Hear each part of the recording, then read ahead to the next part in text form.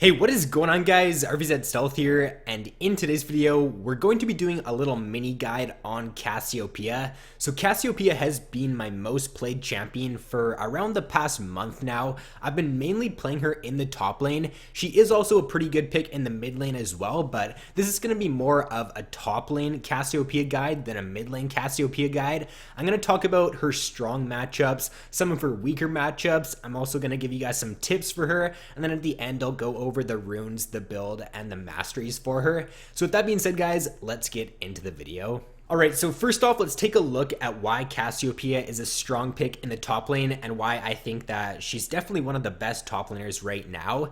So I have a feeling a lot of you guys are going to comment below saying, like, if you throw a mage in the top lane, they're going to win every matchup because it's kind of a cheese pick. But the reason why Cassiopeia top works instead of someone like a Xerath or a Ziggs or one of those other mages is because Cassiopeia does a lot of DPS damage and she's got low cooldown spells, so therefore she can do a really good job at dueling the other bruiser top lane champions. Whereas if you throw someone like a Xerath in the top lane or a Ziggs, if they're going up against a bruiser champion and they use their cooldowns, then it's going to be really hard for them to trade against them and they could just end up dying really easily. Cassiopeia can also do a good job against champions like Jax or like Kennen because she does have her ultimate at level 6, and therefore if those champions try to dive on her, she just uses her ultimate and then she can easily win that trade pretty much every single time. You just have to make sure that you don't whiff your ultimate, and when they jump on you, you don't want to like use it when they're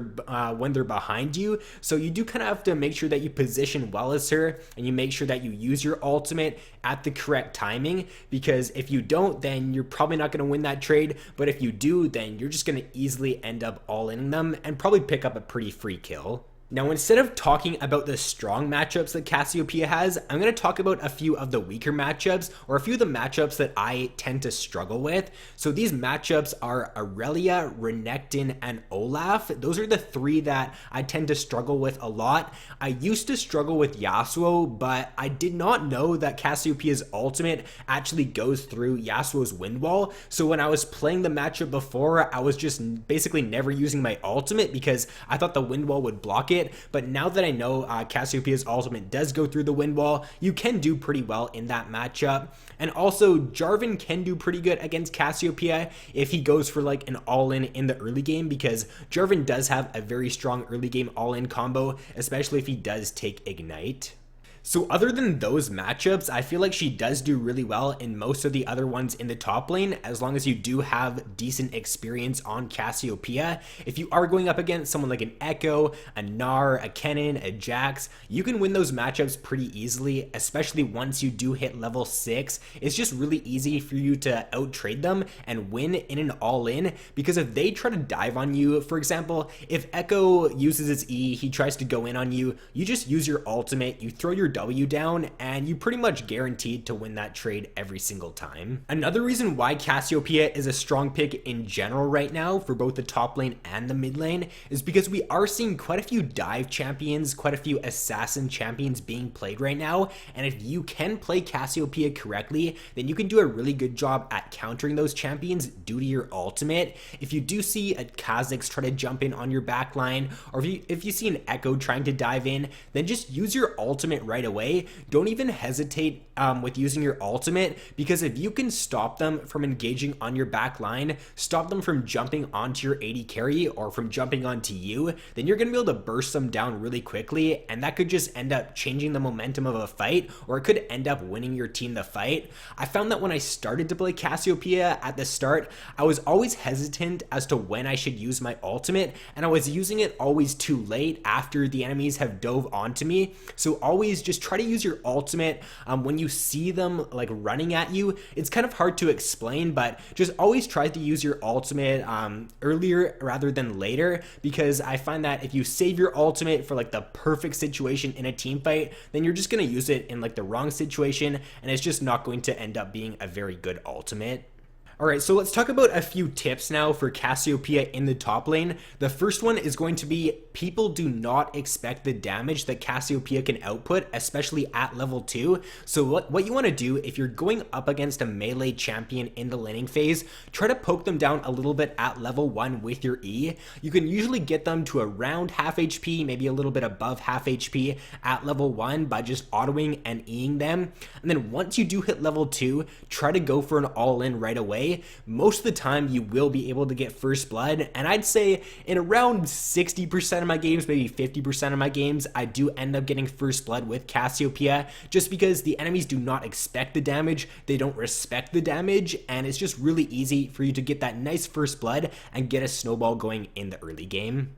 Another tip is going to be to try to fight in the jungle if you do have vision. Cassiopeia's teamfight potential in the jungle is really strong because of her W and her ultimate. If you can fight in the jungle and the enemies are trying to engage on you, then you're probably going to be able to get a multi-man ultimate off with Cassiopeia, just because your ultimate's range pretty much covers the whole jungle and your W also covers the whole jungle. So if the enemies do try to move forward or they do try to engage on you, then you're going to get a lot of AoE damage off, and you just have really good zone control with her if you do fight in the jungle.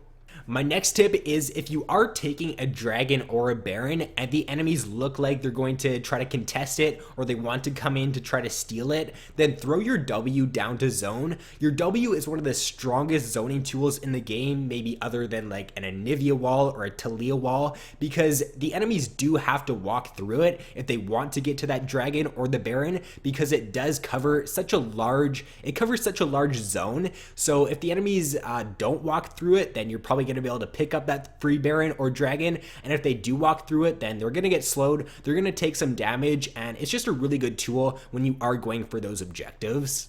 And one of the most important things to remember when playing Cassiopeia is that she melts Baron and Dragon. So in the early game, if you're playing with a duo or if you're playing like with a trio, and for example, your duo is playing like a tanky jungle and then your other duo is playing AD carry, then you can look to take Baron at 20 minutes if you do have blue on Cassiopeia or if you are at full mana. I wouldn't probably do it unless you do have blue like at 20 minutes, just because you might end up running out of mana. But if you do have blue buff and for example you see the enemy bot lane just still farming down bot lane and you see the enemy jungler on the bot side as well, then look to go for that Baron, call your team over because you melt it with Cassiopeia, and that could just end up winning you the game right there if you do end up taking that Baron.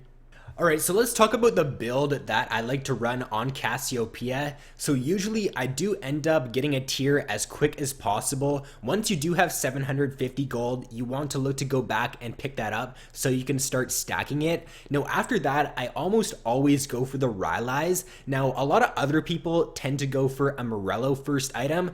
I like Rylai's because it just allows you to duel really well, and it allows you to keep split pushing and just stay ahead of those other bruiser top laners. So it's really good if you are going up against someone like a Jax or someone like an Echo, because after they use their gap closer and after they try to jump on you, it's going to be really easy for you to kite them around and just easily end up out dueling them. So I prefer the Rylai's. Other people do go Morello. If you are playing her in the mid lane, then you probably would want to go Morello instead of the Rylai's, but I just like Rylai's because it just gives you really good dueling potential. Now after the Rylai's, I do usually go Morello, and then after that I do pick up the Archangel staff, and you should have your tier pretty much fully stacked by then. If not, you should be like around 50 points away from getting your tier stacked. Now as your next item, I usually go a Void Staff. It just depends on how much magic resist the enemy team is building. If they do have a lot of MR, then go Void Staff. If they don't have a lot of MR, then I'll usually pick up a Rabadon's. And then as for my final items, I might go for a Zhonya's. If the enemy team does have a very heavy AP comp, then I actually will end up getting a Spirit Visage. Now Spirit Visage, the reason why it's pretty strong on Cassiopeia is because the passive on Spirit Visage works with the passive on Cassiopeia's E. Cassiopeia's E does heal her, so when you do get Spirit Visage, the healing from your E is going to be a lot greater, and I would definitely recommend picking that up if the enemy team does have I don't know, someone like a Lissandra top lane, Echo mid, they have like a brand support, then that would be a great situation to get a Spirit Visage as your last item. I wouldn't recommend getting it as like your second or third item just because you're not going to deal too much damage then, but as a last item, it's actually pretty strong. Now, as for the rune pages for Cassiopeia, I usually just run a standard AP page that I'll put up on screen here, but the rune page that does have the highest win percent is actually a little bit different, and I can actually see why this one does have a pretty good win percent. So instead of taking magic resist glyphs, you take 6 cooldown per level glyphs, and then you also take 3 ability power glyphs. Now, you could switch out the ability power glyphs for MR glyphs. It just depends if the enemy team is like heavy magic damage, but the reason why the cooldown per level is good on Cassiopeia is because you really don't get a whole lot of CDR in your build with her. At most, you're gonna get like 20% from the Morello, and then after that, you're really not gonna have too much. So getting the 6 cooldown per level glyphs is actually a pretty good idea, and I actually might start doing that on her in my future games. And the masteries I run on Cassiopeia are going to be an 18-12 page with taking the Deathfire Touch Keystone Mastery. That's a pretty standard page that most people do run on Cassiopeia. Some people do take Thunderlords, and some people also do take Storm Raiders instead of the Deathfire Touch, but I prefer the Deathfire Touch over the other 2 Keystones. So that is going to be all for this video, guys. I would definitely recommend giving Cassiopeia top lane a shot in normal games. I wouldn't recommend, if you've never played Cassiopeia, to try her out in ranked for the first time, because she isn't a champion that you can pick up right away and do really well on. Practice her in normal games, get used to her, and then pull her out in ranked, because I do think she is one of the best top lane and mid lane champions that you can play right now.